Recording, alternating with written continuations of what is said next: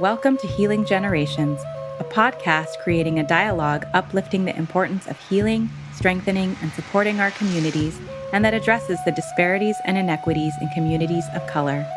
Healing Generations is brought to you by the Healing Generations Institute, a collaborative initiative of the National Compadres Network and the Brotherhood of Elders. Be sure to subscribe to stay up to date on our new releases. Oh, Ometiotl. Good day, everybody. This is Jerry Teo with the Healing Generations Institute and the National Compadres Network. And I just want to welcome you today to another podcast of Healing Generations, where we take time to focus on the many blessings and medicines and teachings and traditions that we've been left by our ancestors and by our culture, by our family. And at the same time, explore those wounds, the traumas that have been imposed on all of us and for many, many generations, to see how we can shift and transform those into blessings for the next generation. So I thank you for joining us today. Thank you for being with us today. And as always, I want to begin just by inviting you to ground yourself, maybe invite you to take a deep breath in and feel that breath and give gratitude for that breath, for another day of life, another day of breath. We give gratitude for our mamas that gave us life so that we could have that breath.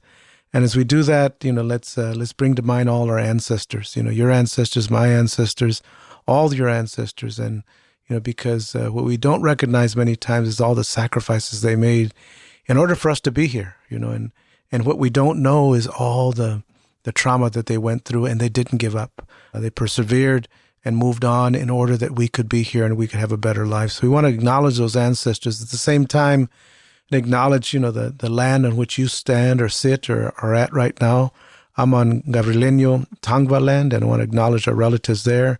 And then think about the people in your barrio, in your neighborhood, in the hood, and places where you work and live, and just acknowledge all the folks there that really keep that neighborhood going in one way or another. And then we come to our families and acknowledge our families, those that are blood-related and love-related, all those, people that we've met along the way that become part of our family, our extended kinship, And finally, it comes down to us, and I want to thank you individually for being here today with us and joining us as we continue to explore and to grow and to heal and to release and let go and to move forward, for that next generation. And, with that in mind, I am very, very happy to have with us today, someone that I consider a wisdom keeper, a leader, one of the advocates for the movimiento, for the Chicano movement, for honoring people, a long-lasting warrior, an advocate for justice, racial justice, and equity, and just a good camarada, a good brother. I visited him in Tucson many times, and we sit there, and last time I went, we went to eat and have some cafecito and just talked, man. It was just good to talk because him and I have been on this road for a long time, and he's one of those pioneers that really made the way there in Tucson, for a lot of people. And because of his perseverance and advocacy and demanding, that our people get service, beautiful agency, Amistades, has been grounded, been going for many, many years. And who I'm talking about is Ricardo Jasso. And Ricardo, I just want to welcome you and thank you for being with us today and give you an opportunity to greet the folks. Hello, Jerry. I'm very happy to be here. Jerry and I have, El Maestro, of course, have been working together over many, many years because we have similar philosophies and visions, compadres and amistades, or very similar in what we're trying to accomplish in the community, our values, our visions to help our people, La Raza. I live in Tucson, Arizona.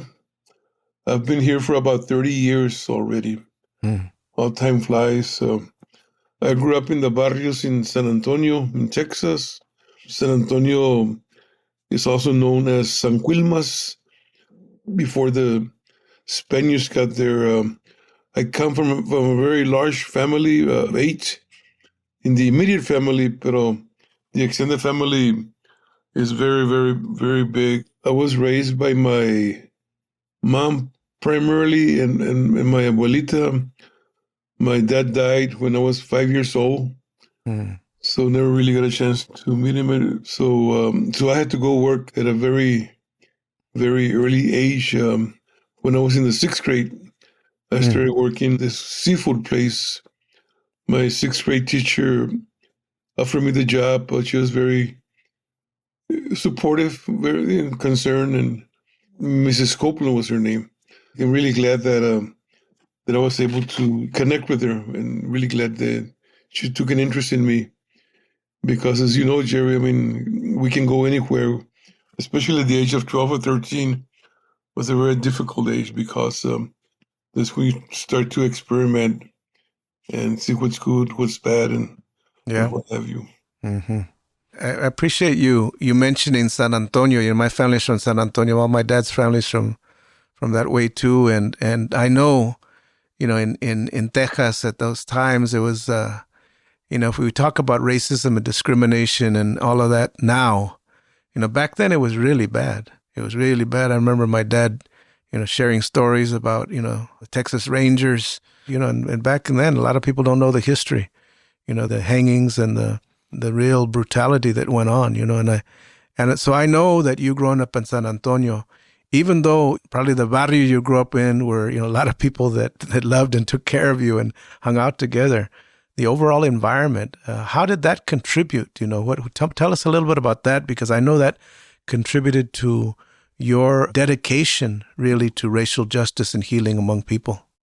I grew up in the west side of San Antonio, 99.9 Raza.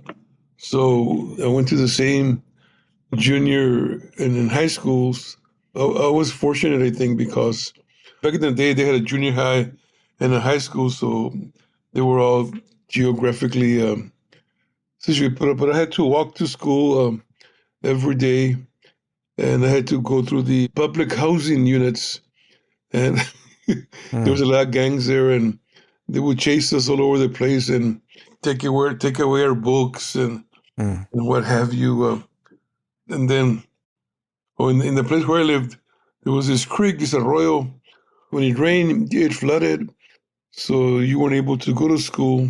mm, But I was offered some group called Project Stay in the barrio. They offered me a $200 loan to go to junior college, and I remember clearly because me and my friend Miguel were working on this 1957 Chevy. He had studied auto mechanics for 3 years, so we were mm, putting up this transmission.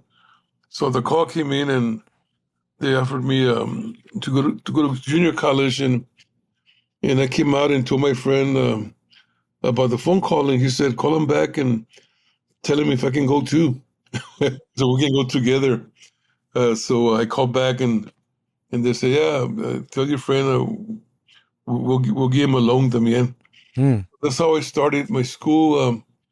It was primarily community college. It used to be a black community college, even though there's not too many blacks in San Antonio. I'm not sure how we had a African American community college, but it was good. It was good learning how to interact with other cultures and other people. It really helped me a lot. The only problem when I was in school, I skipped one semester to get married. The draft had been after me since I was in high school, so I was drafted into the army. Mm. What year was that? What year was that? This talking about 1970. Mm-hmm. And there was during the Vietnam War. I think the war ended in 72, right? So I was sent out to Louisiana. There's a whole different world in Louisiana and in culture. So I had to learn to adapt to that environment. I was fortunate because I had 2 years of college. I was sent to school to become a personnel specialist. So I ended up working at the headquarters. Once I did my 6 months in Louisiana, they sent me off to Germany Oh, wow. for 18 months. And in Germany, there was a lot of cultural conflict porque I was coming from the barrio. I had never been out of the barrio except Louisiana. Now I was in Germany, and it was a whole different white culture. And they used to always pick on me when 'cause I didn't have a car, so I would have to take the bus to the base. But I lived off base. I took my wife and my daughter with me, my oldest daughter. So they were always harassing me.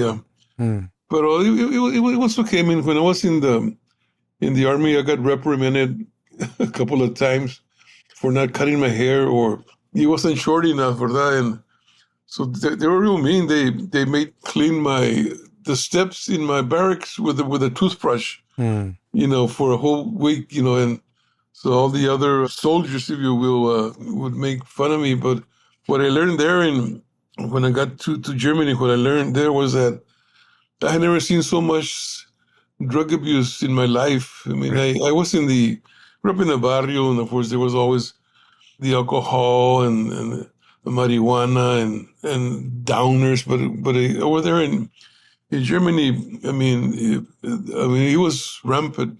If you wanted heroin, Company D. If you wanted marijuana, Company C. If you wanted hash, Company A. So it was a real big market, and everybody was always getting high. It was really, I had never seen so much drug use.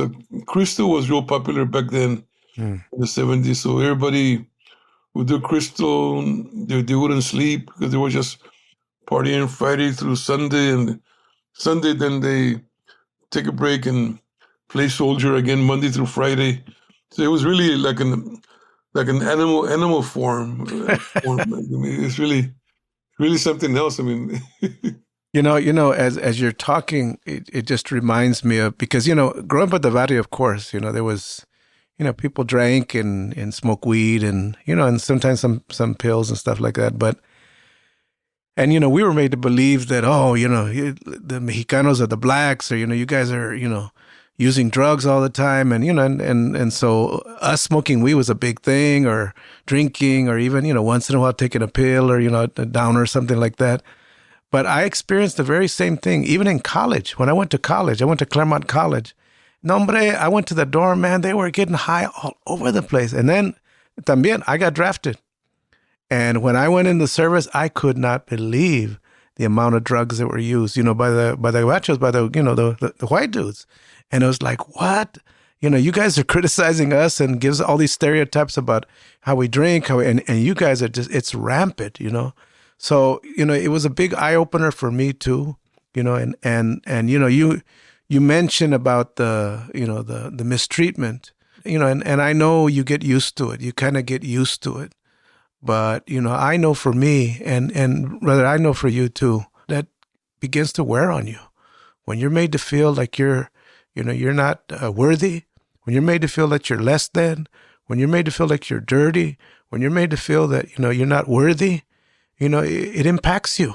It, bothers you and hurts you in a lot of different ways. And, how did you deal with all of that? How did you, how were you able to cope and get through that? What were the things that I guess from your own family, from your own cultura, that helped you to survive and persevere, so that you didn't give up or end up a, heroin addict or a drug addict or something, It was very stressful. Fortunately, I had my wife and my oldest daughter with me, and some other military friends and families. So I was able to survive because I wasn't involved in any of the big stuff. I mean, of course, we would smoke hash, porque marijuana wasn't available unless you went to Amsterdam and Holland to buy it. So everybody would smoke hash and opium, ¿verdad? But I've always been very conservative when it comes to drug abuse. So even when I was just starting, I would really be very, very careful, because I knew what addiction was, because I had seen it firsthand in the barrio. But, people in the dorms, or in Germany, they didn't think hash was a very big thing, or opium was a lot stronger, because opium, of course, as you know, makes you hallucinate. Yeah. And back in the day, in the 70s, those substances were pretty pure, because they would get them from Pakistan or Afghanistan, and bring them into Germany. I survived basically by doing what I had to do. In the military, I was a driver. So I would drive this little Jeep, drive the staff sergeant around. We would go into the community and see if what other military guys were doing and bring them back in if they were in trouble or if they needed help. So that was kind of the humanistic part of my military, helping other soldiers in the time of need. But overall, my military experience was positive because it really helped me because it gave me a lot of discipline and it gave me a lot of strength because before I went into the army, I mean, I had just been in community college and I was already married, but in the military, to me, was really a good thing. Mm-hmm. Even though I experienced a lot of discrimination and racism, and when I was downtown walking around, the Germans would flip me the finger all the time. You knew they were talking about you and making fun of you, but back in the 70s, Germany was different because I guess the whole culture around World War One and World War Two was still very in their minds because I lived in a village that only had 365 people. And when I got there, they were celebrating their 1,000th birthday. So it was an old little village and to take the bus back and forth. So it was a good experience for me. So when you came out, when did you actually become involved in like the Chicano movement and some of the Raza stuff? What motivated you to now move into that and get involved there? When I came out, I had already been involved a little bit in high school. And then when I was in junior college, we organized a student organization called Camino Club, which was like a mecha. So that's where I started to get all my political experience and political involvement. The word mecha was so radical, they decided to call it El Camino. But we were doing the same thing as mecha. So we were, of course, questioning the administration and asking for more bilingual instructors for them to recruit more raza into the university. The movement was really a big part of my life throughout my college life. I was very involved in the student demonstrations or walkouts, and then of course I was doing the same thing in the community because I was a member of the Raza Unida party. I even ran for office for the school board. There was 13 candidates. I picked up 800 votes, but I only had a $200 budget. So I wasn't able to do too much. And it was a 30-day campaign that we ran. I didn't want to run, but mi compadre, he was real, I should run. And but they gave me a whole different, experience. I learned how to do community organizing, which just really helped me all my life. When was it that you began working directly in the community in terms of helping the community address its issues? I know we'll talk about Amistades and what really motivated you to begin an organization that was specifically focused at, at healing our people. What was the impetus of motivation? What got you interested? When I ran for the school board, the mayor was Chicano, Henry Cisneros, and a local councilman, and they said, Ricardo, you should stay out of politics. Leave the politics to us.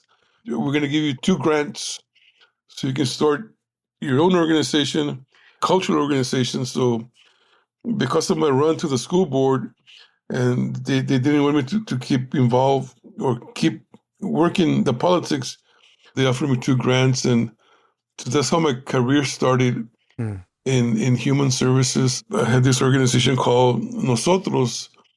It was focused strictly on working with spray paint. But the spray paint was a big problem in the barrio. They were using all sorts of spray paint, but the media really was would play up on it, calling them spray heads. And Yeah. when we launched Nosotros, for 7 years, we focused on the inhaled abuse issue. And because of my political relationships, we were able to sponsor some statewide legislation Mm. on inhaled abuse where the merchants before, if you were a minor, they would sell you a can of spray paint. With the new legislation, they had to get a license with the Department of Health, hang it in their business, and then it became a felony if you sell. We had like 3 different stages the felony. So I think that's how I got Mm. my involvement into the field that I'm still in. Yeah. I'm sure that hasn't been easy, because, as you know, we've always had to advocate for services for our people. I mean, there's been mental health services or behavioral health services in general to address, certain issues in communities, but not services that focus on our culture, that focus on who we are, that focus on our language, that focus on our values. What made you really want to lift that up? How did you see that, and what made it so important for you to really address those things? Well, besides on the personal level, all the cultural conflict that I experienced, I minored in Chicano studies at the university. And I had a real good mentor. His name was Richard Santos, and he was a Tejano historian. So he kind of took me under his wing. And so I kind of followed his footsteps and worked with him a lot. But that was really the beginning at the university, working with culture and history. So my first job after I graduated back in the mid-70s was working at an alcoholic halfway house. Se llamaba Casa del Sol. So we had 15 beds, 4 females and 11 males. But it was funded at that time, by NIAAA. It was a 6-year grant.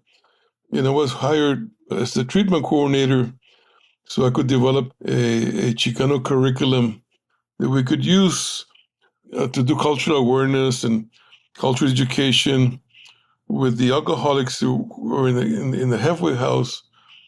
So therefore, I got all my experience doing curriculum work. But the outcome was that the alcoholics, in the end, told us that cultural awareness and cultural education is good, but it wasn't good for them because they were older men and women, and they said you should be doing this with young people versus with people like us, porque we're very dysfunctional. We don't have any. We don't have a job. Our families left us. We have no support system. So that's why I got involved in creating that nonprofit for young people that were doing inhaled abuse. And so how did that lead to the Amistades? I mean, all of these things are like stepping stones, but what became the real big, motivation for starting Amistades? I was working at this agency here in the city, and me and my supervisor, my CEO, I was the executive director, we had a fallout because he was using all the prevention dollars for the 2 charter schools. Because he was really, really big into education, and I was into prevention. So we started to clash. So I told him that I didn't want to continue working there, so I resigned, and I created Amistades. I incorporated the agency. It was a real small board of directors, 3 people, me, Claudia, and another friend of mine. So that's how I gave birth to Amistades, and then applied for some SAMHSA funding. I got a 5-year coalition grant that helped me look for more monies and contracts with a small one for $100,000, but it was only about three of us, so 2.5, and so I was able to grow Amistades because of the CSAP 5-year community prevention grant. Right. tell the audience a little bit about the, if you will, the mission of Amistades. Under what vision did you start it, and what vision does it live under today? Well, our mission was and continues to be it's a commitment to race and equity issues in Southern Arizona. And we do that by providing culturally responsive services. We promote, advocate for social justice, and we foster community empowerment. So that, in a nutshell, is kind of our mission, the Amistades. Do you see that when you started, because this was in, 2006 that you started Amistades, to now, what is the difference? I mean, do you see the community has changed? Do you see the issues have changed? Do you think the problems that we face are different, or are they the same? And what have you seen in this evolution? The problems remain the same. The big issue in our community here is, of course, alcoholism, domestic violence. Those are two major social issues, public health issues here in the community. We don't do any domestic violence, but many of the people that we work with, because we're not a treatment agency, we're prevention capacity building organization. So we do a lot of training, technical assistance, but it has enabled us to develop about 13 different. We have a component called a cultural framework. In the framework, for example, we have a curriculum called 500 Years of Chicano History that we use in our programs. We have an acculturation rating scale that I helped develop back in 1980. We have a cultural resources inventory that we did. We just finished developing a cultural framework to help the staff kind of with 5 major events or historical events. We do a lot of work around the Treaty of Guadalupe Hidalgo, trying to educate the community about the impact of the Treaty of Guadalupe Hidalgo that happened in 1848. And here we are 176 years later, still dealing with many of the same problems like discrimination and racism, exploitation, cultural conflict. Let me just stop you for a second. And for the listeners that are not familiar with that treaty, tell us about that treaty and the impact of, if you will, the impact of the United States not following through with its palabra on that. Tell us about that. On February the 2nd, 1848, the Treaty of Guadalupe Hidalgo was signed by Mexico and by the U.S. And with the signing of the treaty, Mexico was paid $15 million. But in return, Mexico gave up the southwestern part of the U.S. that belonged to Mexico at that time. And then with that treaty, they created the border as we know it today. So the treaty really was a land grab of and there was about anywhere from 85,000 to 125,000 families that were living in the geographic area, the Southwest, that overnight became eligible to become American citizens. And they had 1 year to become a citizen or go back to where they came from. But how could they go back to where they came from when they were in their homeland, right? So it was really, and I think that's really the beginning of cultural conflict, and people wanted to become more Americanized by assimilating, and some people stuck to their guns and became acculturated and maintained their language and culture and traditions, while others just give up completely. So that, that's why we're so different in the community. There's different types of Latinos, of Chicanos, if you will, and some are more bilingual, more bicultural than others. Some are bicultural but not bilingual. I mean, so some are only monolingual. We have a very diverse population, but they're all one big family, in my opinion, and we try to embrace everybody. I mean, you're not better because you're on the left than because you're on the right. But when you're on the right, it's a little bit more dangerous because of the way they think, right? Mm-hmm. But within that treaty, there were a number of things that the United States didn't uphold, right? I mean, there were some things that they didn't follow through with that were agreed upon.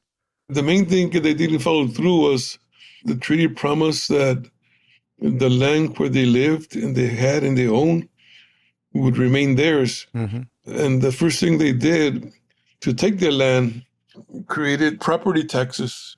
And then, of course, it was common for a ranchero to own 500, 300 acres, but they had never paid taxes. So not being able to pay taxes, they started to lose a lot of the land because of the tax imposition. Yeah.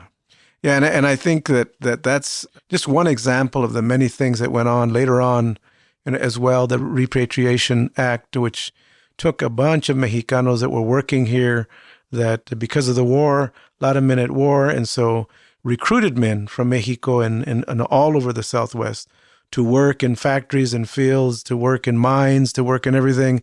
And then when the war was over, decided, oh, we don't need you anymore. We're going to send you back, even though they were legal citizens. Right. So we have had a history of this country, so-called wanting us at certain time for our labor. But when they're through with us, well, get out of here now. We don't want you anymore. Now you guys are illegal, undocumented. We don't want you. And some of the very same things are going on today, And I know that, the basis of that then causes a lot of mental distress, causes a lot of family breakup, causes a lot of issues that then create mental health issues and create physical health issues among our people. And those are the kind of things I think that you have dealt with, and Amistades has been really good at, first of all, making people aware, because a lot of our community is not aware of the discrimination, the racism, and the inequity that goes on. Our people many times are so gracious just for being here. I'm just glad to be here. Que Estados Unidos, United States. No, wait a minute. This is your land. So I really want to lift up, the role that Amistades has played in your staff and the advocacy that you have played. And I know as an organization, as an executive director, it has not been easy for you to maintain the philosophy, for you to maintain the values and still get funding, because many organizations have not wanted to fund the work that you do. We're very fortunate to have good audits, be in compliance, and because, as you know, nonprofits are also a business. Yeah. So you have to operate it like a business, but we've been able to maintain our philosophy. We need more people, young people, to get involved in and to promote and use their history and culture in their work, in whatever they do. Because even though there's more of us, like aquí en Tucson, we're like 50% according to the U.S. Census, but in reality, that doesn't include the other Mexicanos that are here. So we're a lot more than 50%, and they're the ones that do all the real work in the community, because nobody wants to get their hands dirty. Yeah. I mean, definitely. What do you see as the challenges now for us as a people and as we move forward? Obviously, we've seen since the pandemic an increase in mental health issues, rampant use of fentanyl and other drugs that are in communities. And, and you mentioned the divide between the older and the younger in our communities. There's many challenges that we have. How do you see that? And what do you see as are the major challenges? And what do we need to do in order to find healing and justice? So I think we need to continue to help other organizations that could use our assistance to get them more focused in delivering the right type of services to the community. We have many challenges ahead of us. I think we still have a big dropout rate because, many of our families have kids and they want to continue school, but they have to stop because they have to work so they can help the family survive. I think that the dropout rate is a big issue. Yeah. Thank you for that, Ricardo. And I know you've been doing this work for, close to 50 years. And, throughout that time, have learned a whole number of things. You're an elder. You're one of the veteranos of our movement, and we really thank Creator and all of those that have supported you, that you're still around, still doing the work. We, as a point, we really need to honor the elders and listen to them and talk to them. It's one of the reasons why I wanted you on today, to be able to share some of this history. But I want to ask you, what are the things that you think are important as we move forward? What kind of consejos, what kind of advice would you give that next generation? Would you give our people as we move forward?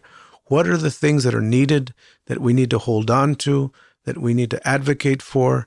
What are the things that are important to keep us healthy? What are the things that are important to keep us as familias together? What's important for us? What is your advice and your consejos as we move forward? One of the first consejos would be to get involved, to help La Raza, right? Because many people are very involved, but they're not involved in helping our people that need the most help. And that could be as simple as joining a board of directors or advisory committees, doing volunteer work. But I think that we need more people out there helping others. We also need to listen to our heart to make the right decisions as we move forward. But to me, one of the most important things is, one of the consejos is people need to start using more their culture and their history in their day-to-day work.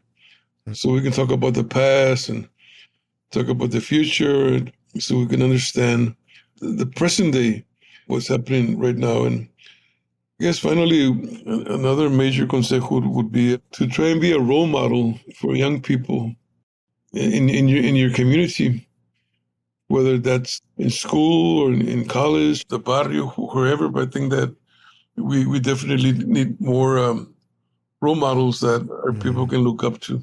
Yeah. Like you. Well, and in fact, that's what I was going to mention. You mentioned role models, and, that's exactly what you are. And more than just a model, you're an example of someone that has come up from the barrio, without a dad in his life, get drafted in the military, come out and figure out how to get through and get involved. And in your getting involved, realize that there's injustice and inequity, and you just not surviving and living for your family, but you deciding to reach out and, first of all, bring these issues up, create a voice for this so that other families and other people and our people can gain from this. And then the role of Amistades, of teaching other people how to do it. And building capacity across the board, is definitely, a role of somebody that's a barrio warrior, that's an advocate, that's an elder, that's a wisdom keeper, and really just want to acknowledge you, Ricardo, for the many years, all that you've put in. And I know I've known you for a number of years, and you're not one to complain, and you're not one to hacer las quejas, but I know it hasn't been easy. It's taken a toll on you. You've sacrificed your family time and your own time in order to keep an organization going. And you sacrificed, a lot in order that our people could have a better life and could have services that can really uphold them and lift them up in a good way. And, so for that, I want to thank you and acknowledge you. I think, as part of your consejos, you mentioned something in here, and I want to take the opportunity to lift this up. Because you mentioned, the issue of alcohol and then domestic violence. And I really want to lift this up in our community, that we, especially as hombres, we need to stand up and speak up. And we need to speak up against violence in our homes, violence against mujeres, violence against children. It's not part of our culture. Machismo is not patriarchal. It's not that sense of que nosotros manda. No.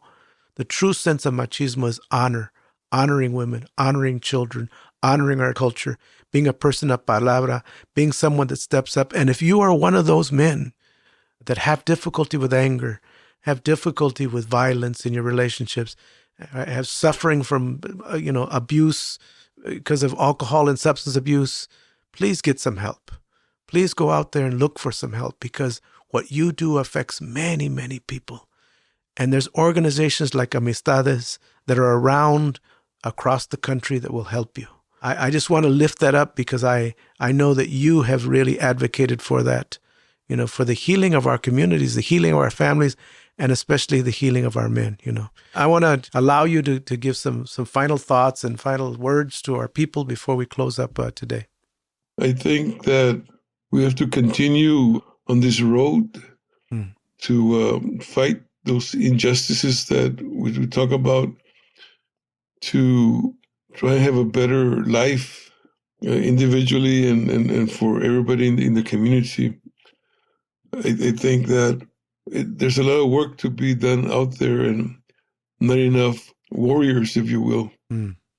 And I think we need to network, and hopefully that network will lead to some collaborations and resources to continue this type of work. Mm-hmm. Well, thank you very much, Ricardo. And as we close it out today, I really just, want to bring to mind all those warriors, the mujeres and hombres that have been on this road. There's some long walkers on this road, people in each of your communities that have done some significant work. Don't wait to thank them. Don't wait to acknowledge them. Don't wait to embrace them. And many of them have wounds because of it. Some of them are angry. Some of them are have issues. Reach out and help them too. Don't forget to call them and visit, because some of us that have been on this road for a long time, we got our issues that we deal with, But at the same time, this is a call out to the young people, the next generation, to step up, to speak up, to get involved in your community, to get involved in your family in a good way, and anyone that's listening that has some issues that they're dealing with. And all of us have our issues. Do your work. Look for the healing. There are people out there that will help you, that will bless you up, that know our traditional ways, that will help you with curaciones, that can speak your language, that will speak your culture, that will help you along the way. There are no excuses for us not to heal. There are a lot of people out there with that healing medicine. And for those of you that are offering that healing medicine, thank you. Thank you for all the people in our communities, the curanderas, the sobadores, the people that work the fields, the people that love and take care of us, the people that work the day-to-day, that do the hard labor, but for all the community healers in the community, for the barrio warriors that are out there, thank you. Thank you for staying in there, helping our people, and making sure that we, too, recognize the sacredness that our grandmothers realized, that we're all a blessing. And as you go about your day, make sure you acknowledge yourself, do something good for yourself, find some healing time for yourself as well, and then pass it on. As part of Healing Generations Institute and this podcast, we thank you. Dad las gracias y que Dios te bendiga. Thank you very much. Thank you. For more information about Healing Generations and the Healing Generations Institute, visit nationalcompadresnetwork.org and be sure to subscribe to stay up to date with our new releases.